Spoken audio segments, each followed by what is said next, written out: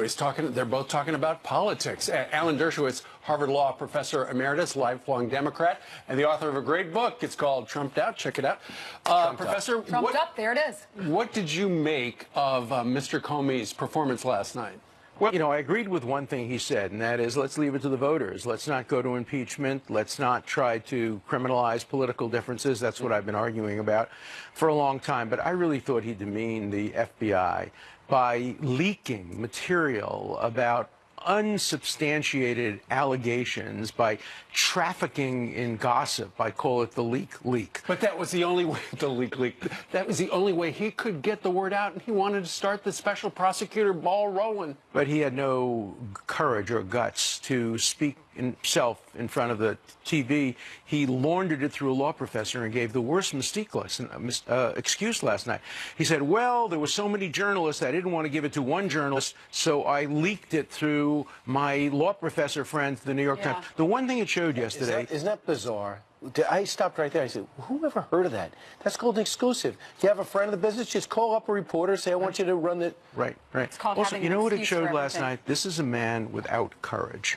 He didn't have courage to tell the president to his face he was wrong. Instead, he leaked it. He didn't have courage to walk out of the meeting, which he said was an improper meeting. When he was in the presence of the president, he showed no courage. Look, I think one of the reasons that the president talks to me from time to time is I tell him exactly what I think at every point in time. I told Obama what I thought. I told Clinton what I thought. If you're the head of the FBI, you've got to look the president in the eye and you have to say, Mr. President, you're wrong. Professor, this is what the president just tweeted. He said Comey drafted, this is the first time he's talked since the interview, Comey drafted the crooked Hillary exoneration long before he talked to her, lied in Congress to Senator G. Grassley, then based his decisions on her poll numbers. Disgruntled, he, McCabe, and the others committed many crimes. So now I'm going to tell the president, Mr. President, you're dead wrong.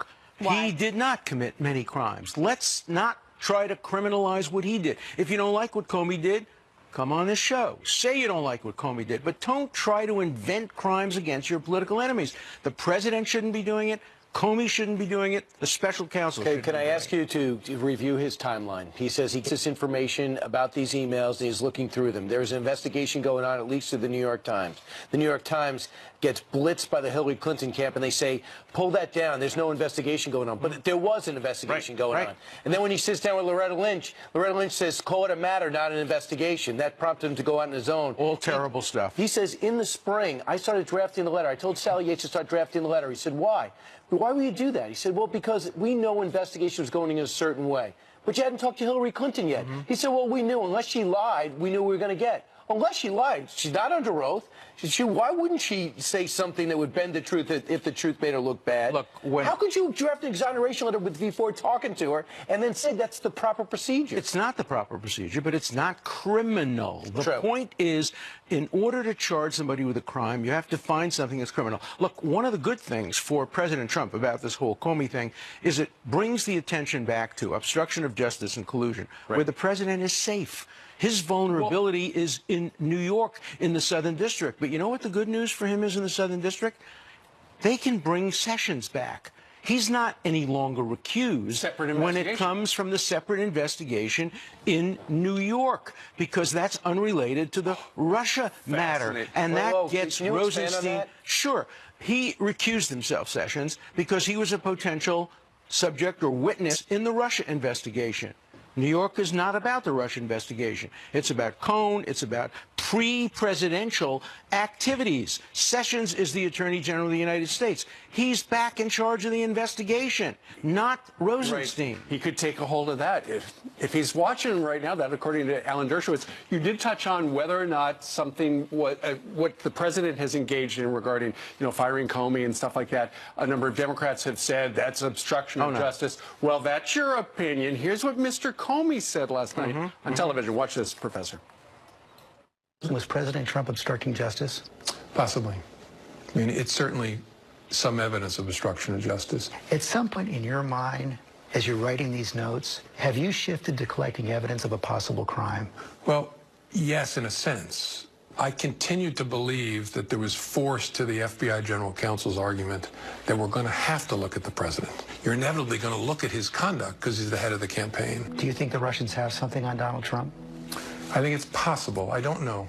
These are more words I never thought I'd utter about a president of the United States, but it's possible. So it's not legal. He doesn't say probable. He says possible. Well, that's just wrong. You don't traffic in speculation, particularly when you're the former head of the FBI, who was presumed to know everything. And when he says on national television, it's possible, people say, yeah, that's probably we haven't found anything? He should have said there is no evidence. We found no evidence the Russians have anything on him. We found no evidence to support the Steele dossier. We have no evidence. Yeah. That's what he should say. He's in the evidence business, not in the speculation business. But remember, Comey said to Congress, the president was right in firing him. Right. He was legally authorized to fire him. So he's saying one thing. President said that never happened. Then he's saying one thing about Loretta Lynch. Loretta Lynch says that never happened. Look, first of all, in my view of the Constitution, it doesn't matter. The president could have told Comey, I direct you to stop the investigation of Russia because it's hurting the United States. The president has the authority under the Constitution to do that. It ought to change. Congress ought to try to make the FBI an independent organization. Right now, it's part of the Justice Department, which is part of the cabinet, which is part of the unitary executive. The president's in charge. Okay, let's talk about it. At 2 o'clock today, Michael Cohen is going to be in court. What is at stake? What should Donald Trump be looking at? Because he's also going to ask the judge to block the to block this judge from reviewing documents seized in the Cohen raid. They have a very good judge, a former student of mine, Judge Kimball Wood. She's tough and she's smart. She ought to take over this taint team. She ought to be the one to look at everything seized in the Cohen office and say, this is confidential lawyer-client. Will she be fair? This is not. He a lawyer-client? Is he Donald Trump's lawyer? Does he have to prove that today? The government has to prove he's not, essentially. There is a legal relationship. Right. There is a lawyer-client relationship. It doesn't apply to every conversation, but it presumptively applies to every conversation. How does that affect the documents taken from the 4 locations? Well, that's why you need a judge. You don't want FBI agents going through these documents and reading material that will eventually turn out to be lawyer-client privileged information. That's why you say Kimball Wood, the judge herself, to do it. What about this? Where's the ACLU when it comes to this? Because this is the kind of thing that they would have their hair on fire over. If this were Hillary Clinton, they'd be raising money left and right, defending Hillary Clinton's right.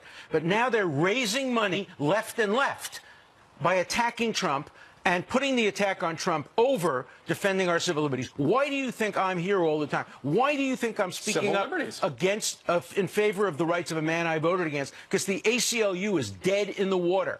Who has ever heard of the ACLU coming in, not only justifying, defending, but applauding a raid on a lawyer's office, which may very well have taken material that was classified as lawyer-client? ACLU is a political operation? It is absolutely political. It is a partisan, hard-left political organization which no longer cares about the civil liberties of all Americans. It is agenda-driven, money-driven, and anti-Trump-driven. Lastly, what's the worst-case scenario of what could emerge from the Cohen session today? Well, the worst thing is we don't know. I mean, we have no idea what the business relationships between the president and Cohen were over time. We have no idea. Look, I've said for months and months, the president has nothing to worry about in terms of Mueller. His big concern is pre-presidential activities. That's how they got Clinton, the blue dress. And the president should never, under any circumstances, testify. But the blue dress was during his administration. But what happened, it was started by looking at Paula Jones and all the women that were prior to his administration, Whitewater prior to his administration. See, the president has constitutional protections for what he did as president. He has far fewer protections for what he did as a business person. There's no evidence he did anything wrong, but that's where his vulnerabilities lie. Professor, thank you very much. Thanks so much. Thank you, sir.